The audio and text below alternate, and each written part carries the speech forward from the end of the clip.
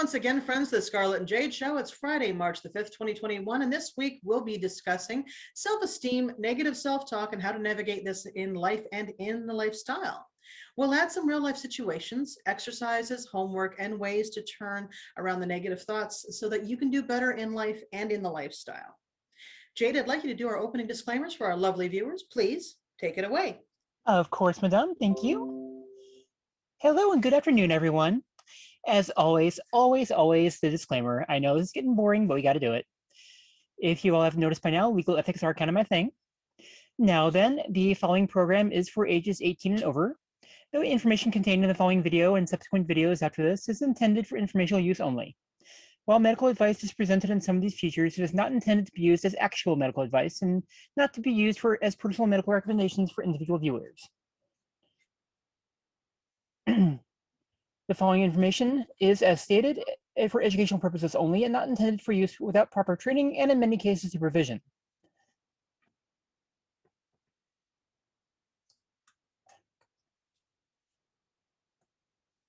There.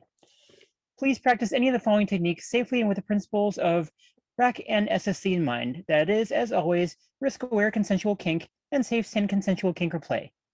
The Scarlette Jade Show and its members, crew, and cast and direction is not liable for any mishaps or accidents, medical or otherwise, that may occur as a result of the following examples or descriptions illustrated or presented in this program. Please seek professional medical help if you are in distress and call your local emergency services if needed. Your discretion is, as always, strongly advised. And as an addition to today's topic, if Madame allows, I'd like to supplement and augment this day's discussion with pertinent additions by noted philosophers and sociologists to help cement the discussion in grounded reality. Absolutely, and permission is granted. Thank you, Madame. You're very welcome. Okay, so let's get right into it. What is self-esteem? In psychology, the term self-esteem is used to describe a person's overall subjective sense of personal worth or value. In other words, how much do you appreciate and like yourself? So if you like yourself, it's going to reflect when you're out there in the real world or in the play in like BDSM and any other part of life, period. I mean, self-esteem is not just for the lifestyle, it's for everything, all through it, everywhere in life, in business, home, school, everywhere. But a lot of people have problems with it. And this is why we're addressing this today, because a lot of people over time that I've talked to have mentioned their issues in approaching other people and feeling a lack of self-worth. And in today's world, with the stuff that we've been dealing with in the past year or so, people are dealing with a lot of self-esteem issues and self-worth issues, and people are feeling hopeless. So we're hoping today to help give you a good grasp on how to give yourself that self-worth and that self-esteem back and try to build it. And even if you've never had it, try to get it, because this is one thing that we will always cement in this show, is that self-esteem is worthwhile, and we will try to bring yours up.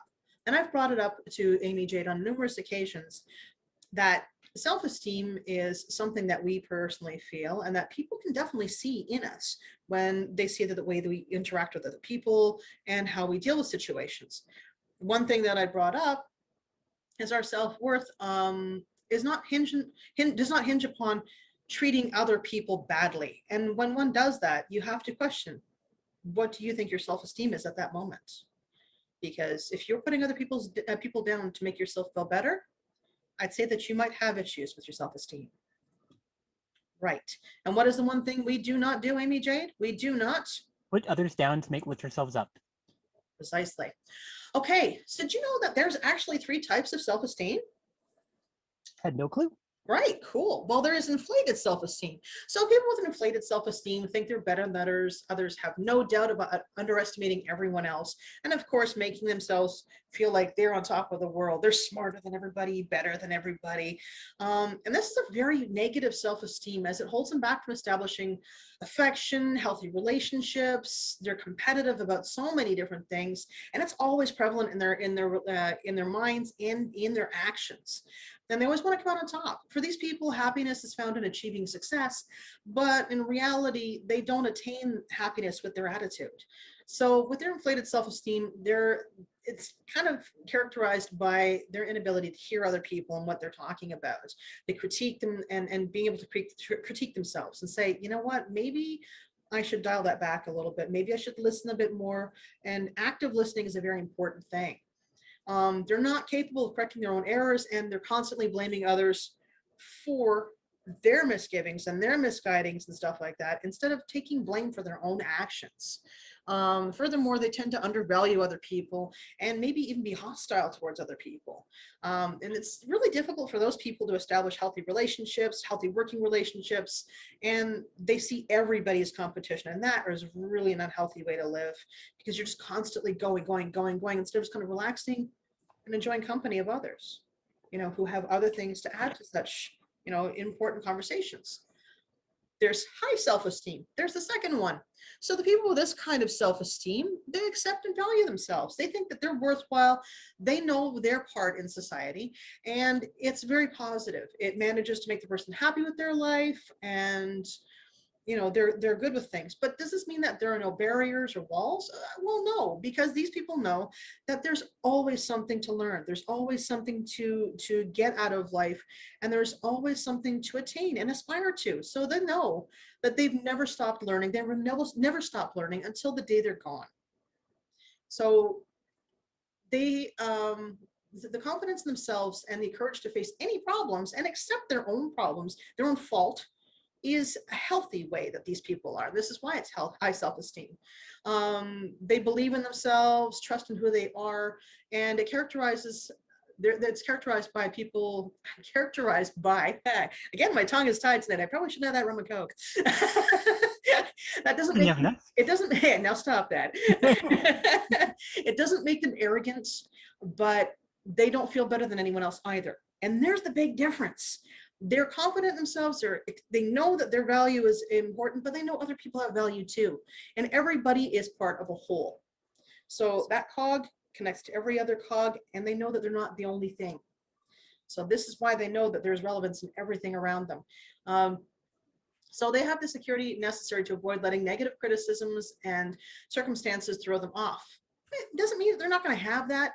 People always do. It's just, sometimes you have a good day, sometimes you got an off day.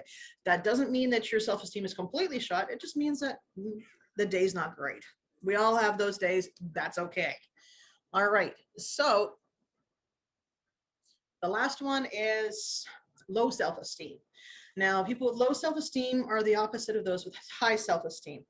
They do not value themselves. They don't trust in their possibilities, and insecurity that they may be feeling is carried over into almost every situation. Now, I know this personally from dealing with Amy Jade for many years now. And don't face palm. Get your hand, get your face to your hand, because the simple fact is, and I've established this with you repeatedly, and we're getting there. We're working on it, and you're feeling a lot better about yourself, which is the most important thing possible. And this is what people with high self-esteem need to do, is to keep encouraging people with low self-esteem to see their value. And this is what people with high self-esteem need to do, and should be doing constantly, is to help other people out. And this is what people with high self-esteem do. They go, hey, you know what? I see the issues that you're having here. Do you mind if I help you out and maybe encourage you in a positive way? And it's completely up to the other individual. You can't force anything. It's not up to you to fix things or whatever. But if a person comes to you or they trust you, they will accept your help and maybe gain that self-esteem or gain their own self-esteem through your positive actions. Now, they're the model of unhappy people. Now, they might have moments of euphoria when everything's going right for them, like, yay, this thing went great, and I feel fantastic, and I look gorgeous, and life is fantastic. And then they walk outside and something just goes wrong, and they're just like, well, crap, I feel like nothing again. And that's what happens to people with low self-esteem. They might get those wonderful, minute moments where they get this joyfulness, this great, and you're thinking, hey, that's awesome. And then you see them fall right down again. You're like, oh, geez. So it is in our best interest to help people with low self-esteem get back up there and kind of say, you know what, you're worth it. And you got to encourage these people and remind them that everybody has relevance in this world. They're all important. Everybody has a role. Don't let people tread on you. There's no reason for people to tread on other people. And I don't understand why they do, but that's not the topic for today. That's just a tie-in. Now, they also have little trust in themselves. They undervalue themselves, have a great fear of messing up. They constantly believe they don't measure up to the circumstances. I'm looking at you because I know I've heard that from you about 1,000,000 times over the years. So So Pope Francis once said, needing to talk badly about others indicates low self-esteem. That means I feel so low that instead of picking myself up, I have to cut others down. A very, very important and very salient saying, because if you look at it and analyze it, it just tells you that if that person feels so low that they got to bring other people down that level, that's not a good thing. It's not healthy, and it's not a good place to be. So self-esteem building exercises that I can tell you right now are volunteering, remembering that you are not your circumstance. I myself I was raised in a very bad circumstance. I was in a very terrible circumstance. I may or may not reveal it at some other point, but um, I was raised around people who treated me like I had no value, and that my value hinged upon my grades, my marks, and how much I could benefit them in whatever way they saw fit. That's not something you generally find as a benefit and a good way to raise your self-esteem. However, I realized I was more than the people around me, and I listened to other people over time that had said, no, you know, you have value, you are good. And I've got amazing people on my side, amazing friends, amazing family, amazing people that are more than willing to just step up and say, hey, you know what? I'm going to join you. I'm going to stand by your side and help you through things. And I've had that so often in my life that I realize that my value is great and that I like to help other people realize their value, because you know what? I got to spread that around. So trying new things, mastering them. So learning how to paint, crochet, jogging, running, hiking, all these things that people think are natural. Some people don't do them. Swimming, hey, don't go in that bay though, but you know, you can, like behind me, just don't do that because it's not a place to dive off of. But swimming, swimming is a good thing. Boating, all these other things. You can do outdoor exercises, you can do indoor exercises. If you have got a disability or whatever, you can find amazing things to do as well. There are always wonderful things that you can find that can work for you, and other people more than likely give you good guidance and to help you in that, or other people with those the same abilities that you might have or same disabilities might say, hey, you know what, I can do this, maybe I can show you. Everybody can find something to make themselves feel better, and there's always a positive way to do something. Take your list and list your accomplishments. You know, you'd be surprised about what people have actually done in their lives. Gone to school, got a great job, raised a family, helped other people, volunteered, written a dissertation, helped the person down the street get their groceries. That's a huge thing too. Those accomplishments are important. Believe it or not, these little things that you think don't matter. Exercise can help a lot of people if they can do it. Let negative people go. If you got a person who's constantly negative and going in your ear, no, just don't. I mean, there's only so long you can handle listening to that. Sometimes you have to let them go. It's up to you. Obviously, don't only take my word for it, but it's up to you to make that decision. But letting negative people go, which I've done personally, makes a difference. Creating personal boundaries, just saying, you know what, this is it. This is where I stop. Saying I can only take this much of people per day, or I can only talk to you for this long, or whatever. They're not bad boundaries. They are your honest and definitive boundaries, and that may help you with your self-esteem because you're not constantly letting other people take away your time and your energy. Keep learning. Learn something new every day. Go online. Go say, hey, I want to learn a language. I want to learn how to write cursive. I want to do something different. Figure it out. Make something small. Make a cake. Make bread. I don't know, something different. Learn that failure doesn't mean you're bad. If you don't necessarily get it right the first time, doesn't mean you can't do it again. Like, there's a good example, the bar, taking the law exam. It is a hard thing. It is one of the most difficult frigging exams out there. A lot of people don't get it in the first time. Some people don't get it the second time. Same thing when people did stock exchange. People, oh yeah, exactly. People will take time. Exactly like Amy J just said there. It takes, things like that are difficult. So just because you don't get that, you know, that person to buy your book, or you don't get that person to buy your crafts and stuff like that, doesn't mean you're bad. You just might have to find a different way to sell yourself or show it off or express yourself. And testing, same thing. Testing is hard. Some people don't do well at tests. I hate tests. I did well, but boy, oh boy, you're at that point, you're like, oh boy, and you know everything. As soon as you leave, you're just like, hey, oh wow, thanks. I'm not looking forward to my next LSAT. That's for But sure. that's the thing. So like you do chemistry, microbiology, all the biology tests, everything else I've done, you're just like, I know all the information. You go in with all these equations in your head, and you're like, I can, oh wow. Boop, they go right out of your head sometimes. And it doesn't mean you're bad. It just means that at that moment you might have had high anxiety or something else. I mean, test anxiety is a real thing. Oh gosh, yes. I know I have it. That's You part of can, the learning process and growing process. Yeah, exactly. I mean, very smart people, whatever, people in general may have testing anxieties, they may have people anxieties. These are not bad things. They are just a part of life. It doesn't mean you're bad, doesn't mean that you're wrong or flawed. It just means that you're a human being doing your own thing. So if you can mentor somebody with one of your skills, that sometimes really helps with self-esteem. I mentor people a lot. I help with a variety of things. I've been in a few different leadership programs. I help mentor people with work, with just all sorts of activities. I've also been a tutor. I've so I love helping other people. I volunteer a lot. I tutor. I mentor. I like giving my time to other people because it means that they've succeeded someplace else that they may not have been able to. And that is what makes my self-esteem puts my self-esteem in a good place, because it means that I've done something right for somebody else. And it's not selfish. It's not me going, oh, it's all about me. No, it's about that person. I'm giving my time for that person so they can do something and learn and they can do something more with their lives. Great, awesome.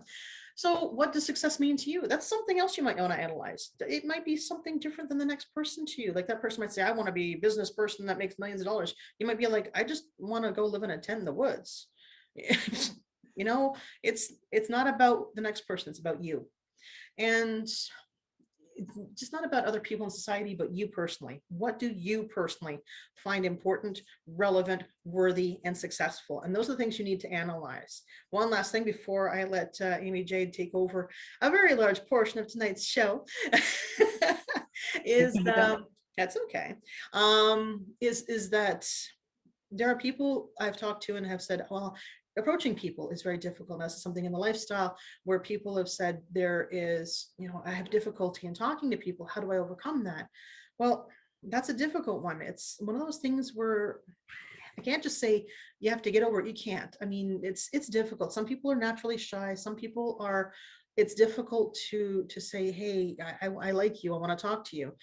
But even someone like myself, I might not notice the cues. So you might get missed opportunities.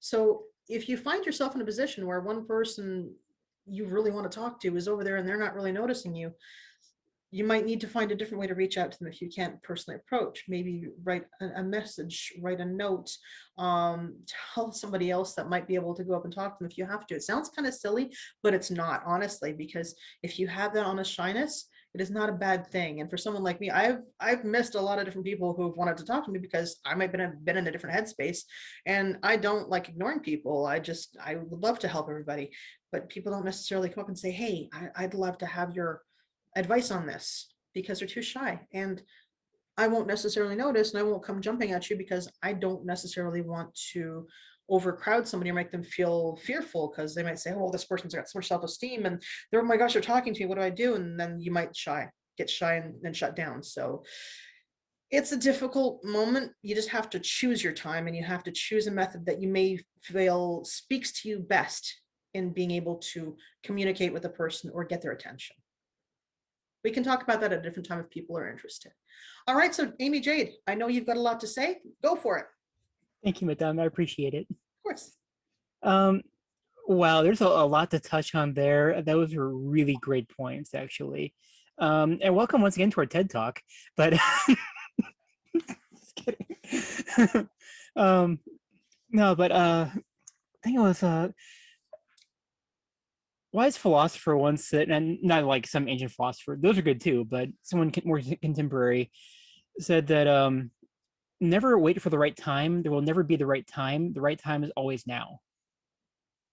And if we think about that for a moment, we can tell that, or we can analyze and discover that there is no such thing as the right time to do something or to talk to someone or to take the next step.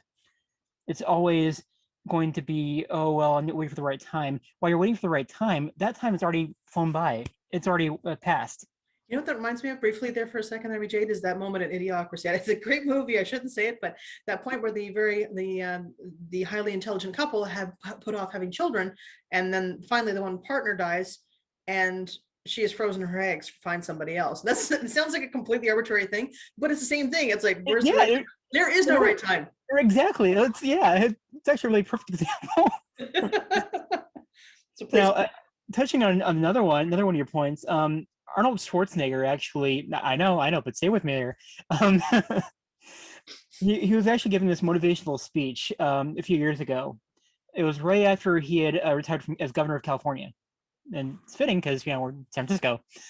But it was one of his 6 points of success. I'm not going to enumerate them all, but what his last one was, the biggest one that he said was always give back. Once you've succeeded in life, or once you're on the path to success, always give back to your home, your community, your country, whatever. Giving back, it will be the greatest feeling you've ever experienced.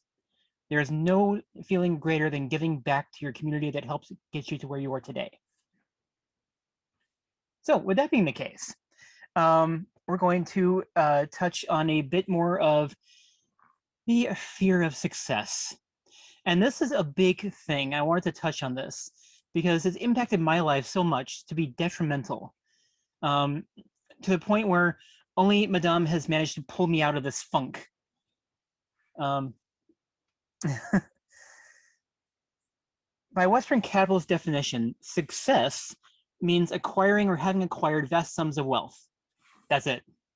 So by that narrow, very narrow, limited definition, people like Elon Musk, Bill Gates, Mark Zuckerberg, Steve Jobs before he died, were all very much the definition or the contemporary definition of success. With respect to contemporary definitions, which are very much of the Weberian style, I disagree. I like I said, I find this to be a very narrow-minded view, especially from a Kantian perspective, referring, of course, to Immanuel Kant, the German philosopher and prominent Enlightenment thinker. I think he must have been the lifestyle in some regard because he was clearly a masochist. Let's see. No, I'm going to skip that part. It's not really pertinent anymore. Anyway, in short, without diving into an academic treatise on postmodernism and Kantism, Kant believe that the source of morality was essentially the reason was founder of the source of morality. We regard him as the founder of contemporary aesthetics, which is basically the study of philosophy. That's why I bring him up. But to get into a little more personal detail, I was terrified to even go to college until I was dared to one night by some former friends of mine. And I, being me, insert eye roll here, drunkenly signed up and applied because I can't say no to a challenge ever, me and my big mouth. I really didn't feel bad about it at all until I'd sobered up. Then I got in, and I made it. And I remember thinking, oh shit, it's real.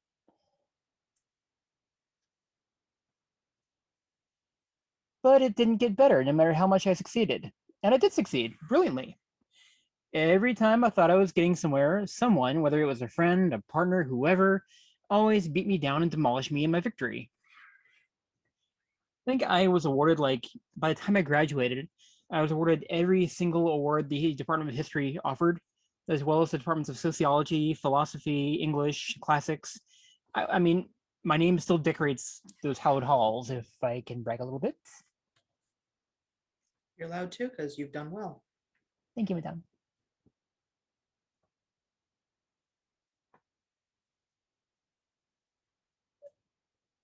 That fear of success started to grow again, and in time flourished. I mean, I learned to just pretty much keep quiet because I was convinced over time that really no one cared. I mean, and it still does flourish to this day. It's controlled now, but it's still there.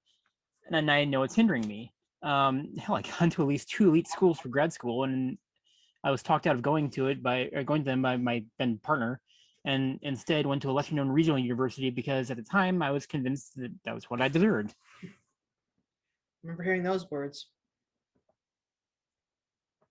I think I got into Stanford and Columbia. Yeah. I know success for me, again, personally, means a variety of things. I mean, it's different for everyone. It's different from person A to person B to person C. Any one of which being achieved, any one goal of which being achieved would give me a feeling of immense success, satisfaction, and accomplishment. Things like, I don't know, unionizing my right to work workplace. That'd be huge. Winning a court case right out of law school, or even before law school, which would be almost unheard of.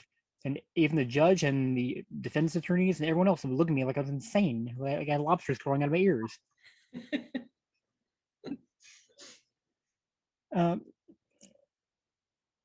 I mean, my goal for success, I suppose, my personal goal, is that no matter how small, I want to make a difference in the world. Like, leave a positive impression. Ruth Bader Ginsburg said before she died that there is nothing better that you can do for this world except leave it a better place than where you found it. Incredible. And I found that very profound.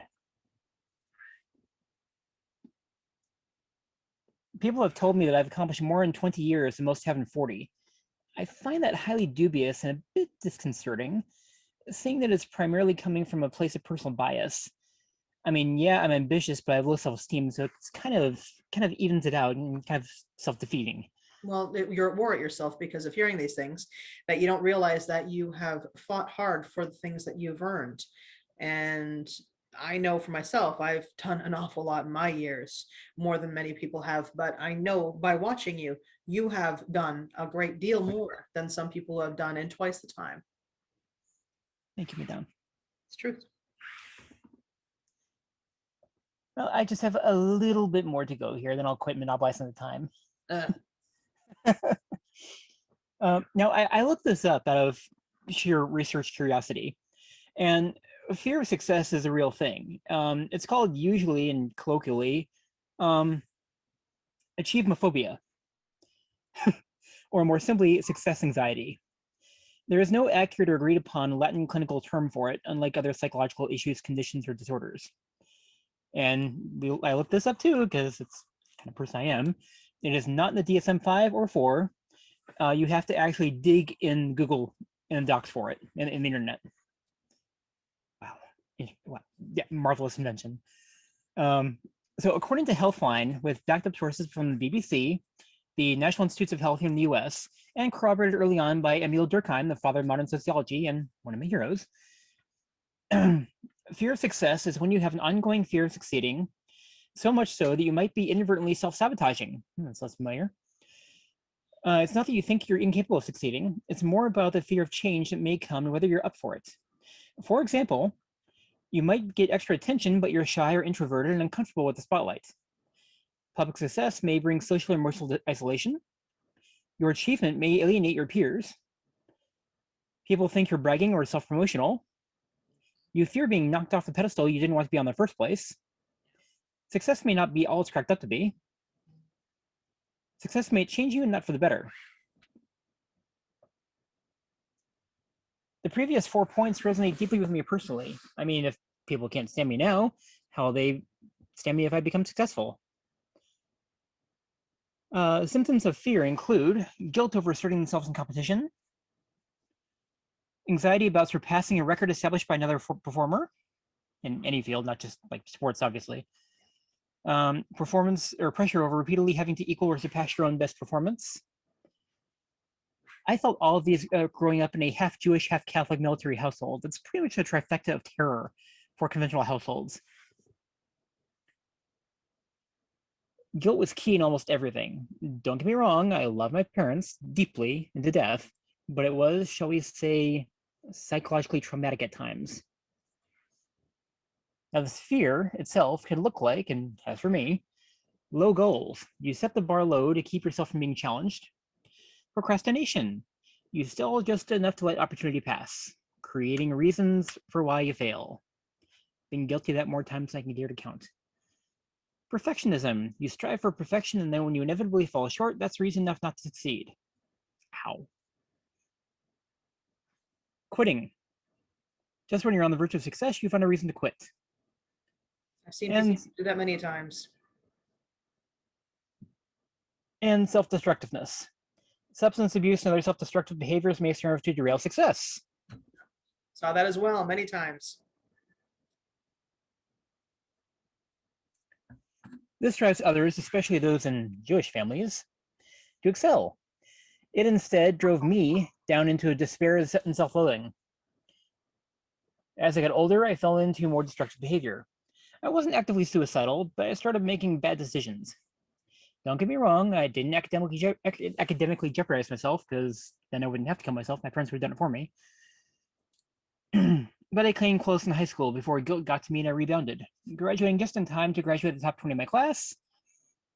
It got worse as I got older, got into college, and even got married. But I'm warned me, but I didn't listen. I graduated college, sure, magna cum laude, but I took no pleasure in it. Abuse in my marriage got worse by about 8 months to a year in. And that tripled the guilt, which resulted in despair and mounting depression. This led to my suicide attempt, one of several, walking into traffic. I'm not delving into all of them, but suffice to say, I'm rambling now anyway. It's part of what propelled me into sex work in grad school. Now, that part I don't regret. That's been great. This culminated in my awakening, sexual, mental, and psychological. I broke free of the chains my marriage placed on me, graduated at grad school, got a divorce, advanced my transition, and started becoming well-known in the sex industry. I was never the queen of bad decisions, but I was in the path. I knew that much after I slept with some random guy at a bar down the street from my apartment just because. Great decision on my part. Honestly, it was 10 drunken minutes at a dirty bar bathroom that I'll regret forever, but it could have been much worse. You could have lived my life. I don't regret my life at all. I have no regrets with my life at all. Even the people I was with, I have no regrets. Because you know what? I learned from every single one. That's the important thing. Yeah. Continue. Okay, thank you, madame. So, why do I say all this? Okay, the why. There's what psychologists call backlash avoidance, which can be delved into a later show. That's part of this, but it's only tangentially related, so we're not going to delve into that right now. The more important imposter syndrome is prevalent here. Now, imposter syndrome is not a psychiatric diagnosis. This phenomenon is experienced equally by men and women infrequently, especially among students, although it is by no means limited to that demographic. IMSIN, as it's shortened to, coexists with depression and anxiety, which affects what we all do. And of course, childhood traumas, the third factor. The other two being backlash avoidance and imposter syndrome. So these are all big factors, but that culminate in the fear of success. Yeah. I've had that constantly. Mental health conditions are the fourth significant contributing factor, so that makes up the four factors. One more note, if you were to ever attempt to search Google for like BDSM self-esteem, first of all, for the love of God, keep safe search on, unless that's your thing. But you'll get tons of search hits, some scummy, some actually really thought-provoking, profound, and even beautiful, such as a couple articles I found, which I'll link down below later, such as How BDSM Helps Me with Anxiety and Self-Esteem by UK news reporter Alex Roberts. And a very wonderful piece on controlled self-expression and growth. That's what that is. There's also a piece by writer and author Kayla Lords called You Can Be a Good Submissive Even with Low Self-Esteem, which, while not quite on point at first, is still an excellent read. A key paragraph as an excerpt ties directly into what we were discussing. She writes, with my new partner, the best man I've ever known, vanilla or kinky, it's been different. He took an active role in changing my views about myself. Daily affirmations were a start, consistently telling me nice things about myself were another piece of the puzzle. The biggest and best thing he did, and still does, is to be true to his word and consistent every moment of every day. I will always find it hard to take someone at their word when I see inconsistencies in their behavior. At least that's how I view it. that's a very small part, but it's a huge start. That's like dipping your toe in the big end of the deep end of the pool, and before diving in. See, circled back around the pool. But sorry, Madame, I did not mean to monopolize the discussion. I'm done now, I swear, but I did set my sources and I'll post them at the end of the show for anyone who'd like to read them. Next time I'll have to have Hans run me put a gag on you after you do our disclaimer. Oh, are we doing some kinky fun times now, y'all? Oh, good. Did we forget to gag him as well? Oh my gosh. You forgot this time. Oh geez. All right. So all important points, and the fact that my submissive can speak freely about them and feels welcome to share about the salient points of self-esteem, how she navigated the realm of gaining it, speaks well of hers. As much as she has her moments where she has her low self-esteem, and I have my moments too. I mean, she had brought up some very, very important and very good points in regards to imposter syndrome, childhood traumas, all things that I have dealt with. And I went through a very bad childhood. I have imposter syndrome on occasion, even though I'm very good at what I do. And that's in different parts of my life as well. And people respect me. I have a great deal of respect given to me by a variety of people that I hold in high esteem, because I see them as amazing human beings who have accomplished a great deal and that I find great credibility with. And that was I talking about you? Yes, I was. You're one of them, obviously. But there are a number of people that, yes, I hold them in high esteem because I listen to them. I need to hear their points. I find what they have to say and what they have to share is incredibly important and absolutely necessary and should be shared shared with by I can't speak tonight apparently. Shared with for a lot of people. What's that? Not enough booze. Shush now. I said gag. We need to gag you. Have one in the box, mister. Oh, jeez. Why is he not in his box?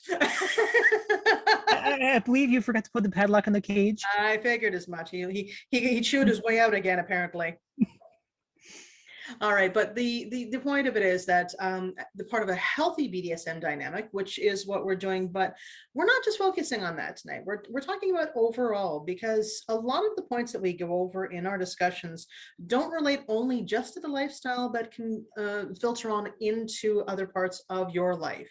And my big thing is with my submissives that anything that I bring to the table for them to learn from, I want them to take as success into their work environment, their life environment outside of play.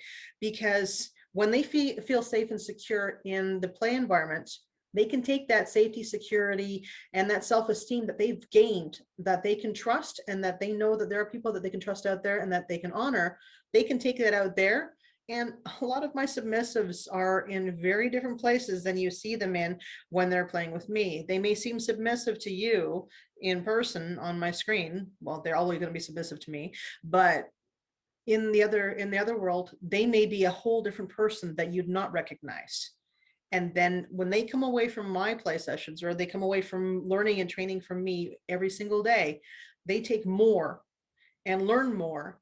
And they take that with them to the workforce, and they can be stronger by, I don't know, their self-esteem is better. They can ask for a higher pay scale. They can stand up for themselves and say, you know what? No, that's wrong. And I'll tell you why it's wrong. And they won't feel too shy to say, well, I can't say that because of this. No, they've gained that self-esteem and that strength because they come from a nurturing environment. So self-esteem, BDSM lifestyle, even your real lifestyle, all of these things are combined, and they all make a big difference. So it's letting all parties be able to express themselves, feel good about themselves, so they're better able to be the very person they are in and outside of the dynamic. And all the points presented to you here will hopefully give you some ability to chew on what we said and help you gain yours, or help others gain self-esteem so that they can speak more freely, express themselves, and feel confident in their abilities in life. Amy J, do you have anything else to continue to this? Because I'm sure you have a lot more to say. Maybe just like a tad, like it's just a skosh. You can speak a little bit more, but we're going to have to wrap this up soon. Yes, madam. Okay. So basically, to summarize it all up, what you learn in BDSM is related to everything else, which can actually help you in life. Basically, this is just, it's not just kinky play. Yeah, it is that. But I mean, honestly, it's basically just a different way of going about a life training coach. Like people attend TED Talks, people attend coaching seminars or motivational, inspirational speeches. This is no different. I mean, it's basically like your personal version of one of those, where afterwards you come out feeling almost psychologically and physiologically transformed. After like 3 or 4 months, you're almost a different person. Well, you've definitely evolved and altered over the years in a very positive way. But we all have to stumble and we all have to fall at some point, but then we can regain our footing. And sometimes we try to take it on our own, but more often than not, we have to take it and take the help from others. And there's nothing wrong with that whatsoever. Oh, you were going to say something and interrupt me? I would never interrupt you, madame. Yeah, I wouldn't think so. You may speak. Thank you. I remembered something I wanted to put in back towards the beginning when Madame mentioned working out, like even like a little bit for any one of you. If any of you have questions or concerns, feel free to email me or message me anywhere on our forums. I am albeit former right now, certified personal trainer with ASPE. I am more than willing to answer your questions or give some advice if you'd like. Good girl. Excellent. See, and there you go. Perfect point of self-esteem right there, folks. Having to help others and showing your skills in mentoring other people. There we go. And that's what we're trying to get out here, folks, that, try to focus on the good things that you can do, that you have done, and that you will do, that your self-esteem will be boosted by these things. And as usual, you can comment in the sections down below or email or whatever. That we're going to have a website up soon. I have my own Instagram, Madam Scarlette. I have madamscarlette.com coming up. I also have a Patreon account that will be activating, and I will also be adding segments of Scarlette Speaks, and we'll be answering some questions there. That'll be a solo effort, but that'll be tied into our show so that Amy, Jade, and I will have more ways to entertain and assist you in and around the lifestyle. So,